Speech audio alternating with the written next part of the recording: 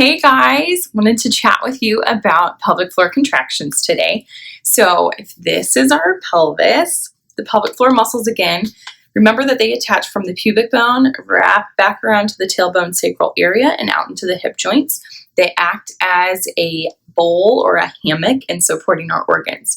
Now, you can get those muscles to contract by squeezing them and relax by relaxing it. So a lot of us, though, who are doing Kegels, or the contraction piece of the muscle part of the exercise, are actually doing them incorrectly. A lot of us are missing that main first layer of muscle tissue here. So I'm going to go over just a little secret on how to get that to engage. Now, before I do that, I want you to keep in mind that these muscles work hand in hand with the diaphragm, our breathing muscle. When we breathe in, that pressure is pushed down into our abdomen, our belly lengthens, and our pelvic floor should lengthen. As you blow that air out, the belly is going to sink back in and the pelvic floor muscle is going to rise back up. So again, we breathe in, our belly expands, pelvic floor lengthens. As you exhale, pelvic floor comes back up, belly comes back in. So when you're practicing pelvic floor contractions and relaxations, you want to try to coordinate that with a breath.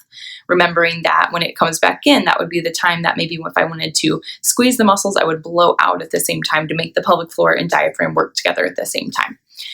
So one way that I like to talk to my patients about doing a pelvic floor contraction is first I have them squeeze the muscle tissues as if they are going to stop the flow of urine. And so they'll do that. And if they're sitting, they'll feel the tissue a little bit better with whatever is they're sitting on, like a chair. If that's pushing up on that labial tissue, sometimes you can get a better tactile feedback with that.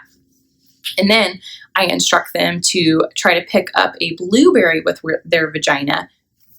Figuratively, you're not actually going and getting blueberries from the fridge, but you want to try to pick up a blueberry with your vagina or try to suck a smoothie through a straw. That's a great way to get this front layer that we typically miss with our normal Kegels. But try to initiate the contraction with that layer is by picking up that blueberry. Now, some of you when sitting may feel this contraction more at the backside or the sits bones, those bony landmarks that you sit on are more at that rectal anal area.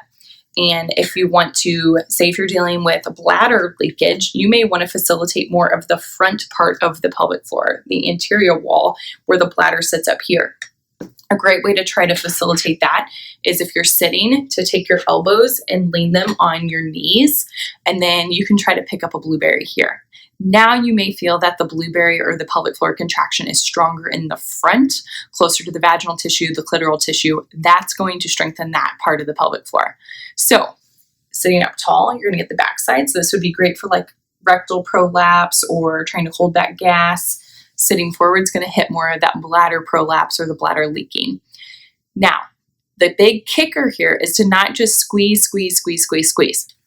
So if we continue to squeeze, we're not relaxing that tissue out to its full length that it needs. Just like any other muscle, you should be able to contract it all the way up. You should be able to relax it all the way out.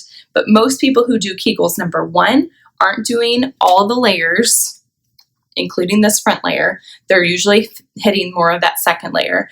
And then majority of them are just squeezing. Well, what muscle is going to work good if it's tight here all the time? Like you can't pick up anything with your arms if you're like that. You have to let it all the way out to let it get that full range of motion. And that's what we want with that pelvic floor. We can't expect it to do its job if it's stuck here in a contraction. We have to let it all the way out, right? So doing blueberries in different positions or with different exercises is what I usually recommend to people. If you're finding that it's a really hard time to try to pick up while you're sitting, then lay on your back. Lay on your back with pillows underneath. Those are great positions to be in to do blueberries and to facilitate that muscle contraction. We want to work in that coordination and again, the contraction and relaxation. So give it a try. Message me below if you have any questions on getting your pelvic floor to move and groove the way we want it to.